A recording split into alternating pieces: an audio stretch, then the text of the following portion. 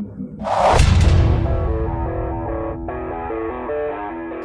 bet that was fun in the wintertime. Yeah, it just smells like diesel fuel, honestly. It's not Oh my god. it's not as bad as that movie made it out to be. I forget what the name of it is, but there was some movie where they made it look like it was like the most horrible punishment on earth. I do remember that, yeah. But it's Jarhead. Jarhead, That's yeah. right. Yeah, right. it was nothing like that. Right. He's like covered with soot in his face in the movie, but it's ridiculous. All right, well, enough shooting Enough of shit, that, if yeah. you will.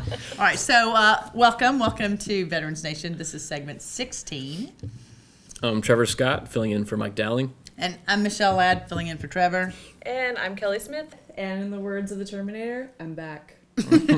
And also, we have over here our technical director sitting in for Rydell Danzy. We have Ryan Sturs. Welcome to the show, Ryan. Welcome. Thanks for having me. So, Kelly, you just got back from your tour of duty. Where have you been? Yeah, it wasn't super long, but it was about a 10-day trip. We were supporting the presidential inauguration, so we were moving some combat kitchens back and forth across the U.S. Essential. Nice. Essential necessities. Right. But we got a lot of good training in. We were down in the Keys for a little bit, doing some low-level airdrop training and some 3-engine work. We normally have 4. Nice. So that was a lot of fun. Pretty good training. We enjoyed it. Very good. Very cool. But I'm glad to be back. I missed you guys. Oh, we missed you too, It's Kelly. nice to have you. Nice to have it. Well, you want to dedicate the show? Yeah, who's our dedication today? We've got the 1st Marine Division. And the 1st Marine Division is our neighbor down at Camp Pendleton near San Diego. And the 1st Marine Division is the oldest and largest Marine Division in the history of the Navy and the Marines. Wow. Hoorah. That's impressive. All right, so Trevor, battle stations. All right, here we go. This is a press release from the U.S. House Committee on Veterans Affairs regarding a bill that would expand CHAMPVA's maximum eligibility age for veterans' children. Now, CHAMPVA stands for the Civilian Health and Medical Program of the Department of Veterans Affairs, and it offers medical benefits to the spouses and children of veterans who qualify for the program. Now, this new bill, known as the CHAMPVA Children's Protection Act, would increase the eligibility age for children to 26 years old. Currently, the age limits are 18, or in some cases 23 years old, depending on the child's marital and educational statuses. Now, this can be a great benefit for veterans who meet the criteria, and for more detailed information, go to this VA website right there.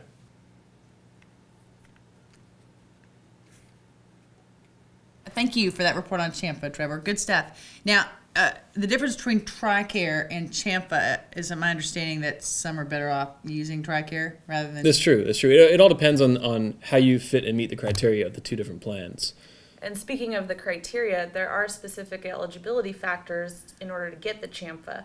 So you might want to just look at the website for CHAMPVA to make sure that you do fall under the eligibility for that. Okay, here's something from Blue Star Families, which is a nonprofit organization supporting families of active duty personnel. The Blue Star Families is a national nonprofit network of military families from all ranks and services, including Guard and Reserve, with a mission to support, connect, and empower military families. In addition to morale and empowerment programs, Blue Star Families raises awareness of the challenges and strengths of military family life and works to make military life more sustainable. Membership includes military spouses, children, and parents, as well as service members, veterans, and civilians. This is their website, bluestarfam.org. Please feel free to visit it and see what you can learn from it. Hi, Rick. Hey, Rick Seaman. Team, how are we? How you doing? Good. These are all veteran volunteers here, folks. The Love team. our vets. Love our Biggest vets. volunteer of all right here. Unselfish, right. motivated, and they're here for you, and thank you guys for... Thank you, Thanks, Rick. Rick. Of course. Yeah. Thank you, vets. Yeah, and you know, Kelly, there's Blue Star Families there. There are so many veterans organizations out there, and they all do great stuff. And you know, all veterans should be encouraged to get involved with these organizations. I mean, it's not just a fraternal or brotherhood thing, but there's so much they do for the communities, and it's all great stuff. It's all great stuff. Yeah, absolutely. I mean, once a vet, always a vet, just like how we dedicated this one to the Marines. What do they say? Like, what's the core thing? Semper Fi. No. What? Once a Marine, always a Marine. Oh, right. Jeez, I don't know why I forgot that. See what happens when Mike Dowling is not here? I know we need Yeah, him. our only Marine. I'm like, She's somebody looking knows over there this. for Mike. Yeah. Right. Yeah, I'm Trevor today, so that was really up to you. That was. right? That was. Right. I'm That's Mike why I was today. like, Trevor being you. right. Jeez. So, well, all right. Well, Rick, I mean, I know it's like looking at an assortment of chocolates, right? But do you have a favorite veterans organization? Well, you know, they're all great. They're all great. Personally, I'm a member of VFW. And again, that's one of those organizations that just does so much for the community. You know, through their local post, and then nationally, they have programs for kids and education programs, and it goes on and on. And then I also like IAVA, Iraq and Afghanistan Veterans of America. You know, I'm a member. you're a member. Paul Reichoff put that together, pretty much as a necessity for all these new, you know, OIF vets that are coming back, and they do a lot of great stuff too. They're kind of the organization of the future, IAVA. And, Well, you know what, Rick, that brings to mind something I just heard recently is even VFW, they actually have a really good tie-in to the VA, and I have friends who have become members of the VFW, and magically a lot of their stuff gets pushed through the VA a lot quicker, and they're able to get help through the VA from VFW. So not only can you go enjoy a beer, you can actually like have help, actual legitimate help. And the real reason there for that is through the VFW and other organizations, they have a network of service officers, VSOs as they call them, who, you know, are advocates. And I mean, Dave Culmer and I, we did 3 segments on our news show about how to find a service officer. You know, they exist in the organizations. You can get county service officers, you can get state service officers through your state veterans agency. But it's a great way to go, like you say. It's a gateway to the VA. Exactly. Yeah, absolutely.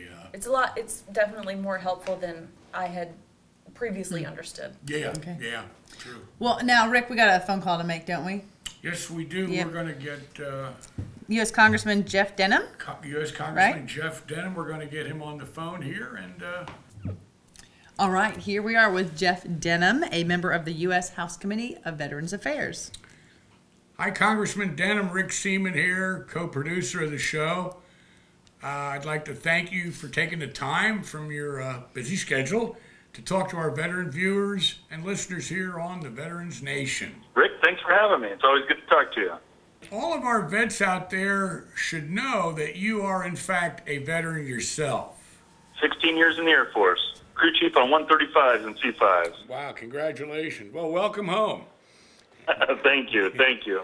So, Congressman, most of our vet viewers should know that you were on the U.S. House Committee for Veterans Affairs, and that we're in the 113th Congress now that just started. Is that correct?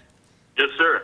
Good. Glad to be back on the Veterans Committee. We've got a number of issues we've got to address, and we need to have more veterans in Congress. You know, I'm glad you mentioned that, Congressman, because we actually had a discussion on that issue on one of our recent segments, that this was currently the lowest percentage of veterans in Congress, I guess, since World War II. Yeah, we certainly need to get more veterans engaged and fighting for some of the changes that we need. I mean, we're, seeing over 250,000 brave men and women that have served their country that will be coming home here shortly. And, I'm hoping that many of them will get encouraged to get involved in the political process, because there's so much that's happening, whether it's on the local level or the state level or the national level, that affects our veterans on a daily basis. Everything from the highest unemployment to the challenges with getting a home and, coming home and being able to use the skills, the valuable skills that they received on active duty, being able to use those skills at home to get a job. Congressman Denham, this is Trevor Scott here. Could you please give us a forecast of what's coming up for veterans legislation this year? Well, I think we've got to build on our success from last year. I had the idea and the bill to make sure that our men and women are credentialed on active duty. I mean, if you're going to get the best training in the world on active duty, you ought to be able to use that on the civilian side as well. And so our bill that was signed into law last year, we need to make sure that it's fully implemented. So now that we are doing the credentialing to be able to use those skills, whether you're a nurse or a doctor, or in my case, a crew chief, I should have been able to work on the most sophisticated aircraft in the world. I should have been able to come home and utilize those skills at any airport without needing 3 years of additional training that was duplicative of what I'd already had. So now we've got to take that a step further. Now that we've done the credentialing, we need to make sure that the Department of Defense is working with local companies in every community around the nation. And rather than applying after you get out, if the job is available and the training is there, we ought to be able to make sure that before somebody gets off of active duty, they actually have a job to come home to. Copy that. Very important. Congressman Denham, Kelly Smith here, and I'm looking at a list of veterans' bills that you have either authored or co-sponsored, and most of them are related to employment. Well, I think that's the biggest issue that our veterans face. As they come home, many were asked to do things that, whether you're in the reserves or guard or active duty. I mean, the amount of terms, the amount of times that they've gone back to the Middle East, now we need to make sure that when they come home, before they come home, they actually have a job to come home to and able to utilize those same skills, and then ultimately able to get into a house and, be part of our great society here. All right, I hear you loud and clear on that. Thank you. Yeah, certainly a top priority. Mm-hmm. Absolutely.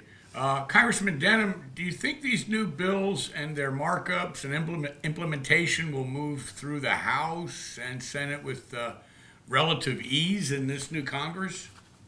Yeah, I think a big challenge is the cost on all of these various bills, but a lot of the things we're pushing the Department of Defense on have very little to no cost at all.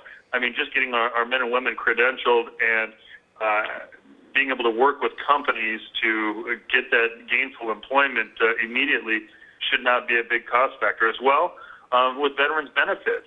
We have huge backlogs of veterans trying to receive the medical care that they need, or even the disability status that they would need.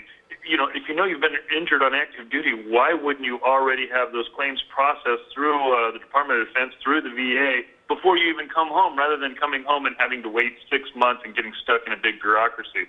So I think there are some very simple things that we can do just to improve the process, and a way to thank our veterans for their service without having them have to go through a big bureaucracy, whether it's employment or benefits or some of the PTSD challenges that they will have when they come home. And on that subject, sir, have we been gaining any ground on this long drawn-out process of creating an efficient electronic system for the DoD and the VA to share and be in sync with veterans' medical records?